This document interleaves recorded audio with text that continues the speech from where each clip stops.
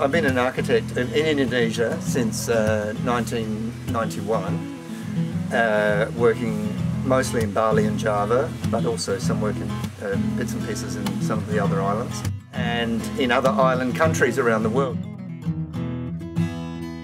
Architecture, design and building, it's a long distance event.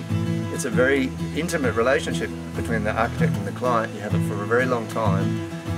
It benefits both parties if you have a good relationship, and I think that's the happy way to get a good project finished.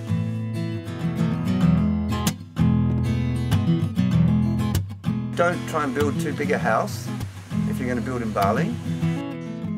Staging, master planning your house is a very good idea.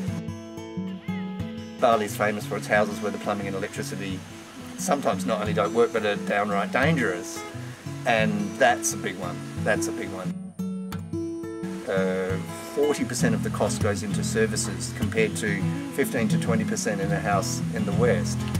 That's 40% of your budget under the ground or in the walls or up in the roof where you can't see it. And if somebody's trying to save money, i.e. your builder who's not being supervised properly, that's where they'll do it. That's exactly where they'll do it.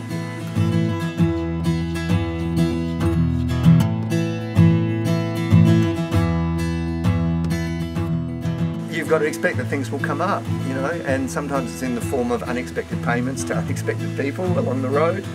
Sometimes it's in the form of unexpected soil conditions or unexpected community needs on your land, like access to a temple.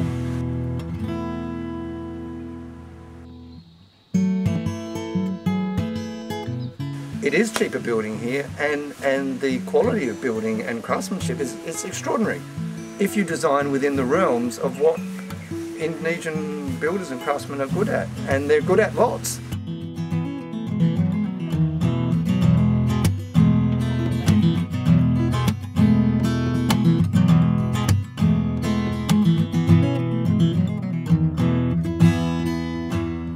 The biggest challenges, finding the right piece of land is a big one.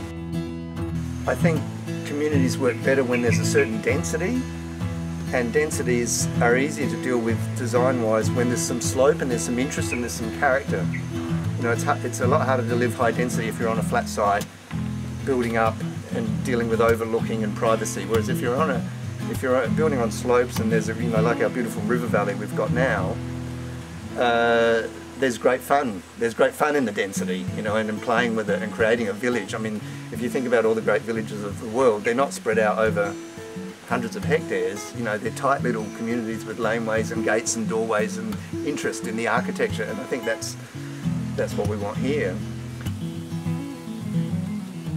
Things that people like when they're on holiday, i.e. peace and quiet and clean air and, you know, freshness and cleansing of the soul, is exactly what, you know, people living in a sustainable community are looking for as well. Okay, it's a light.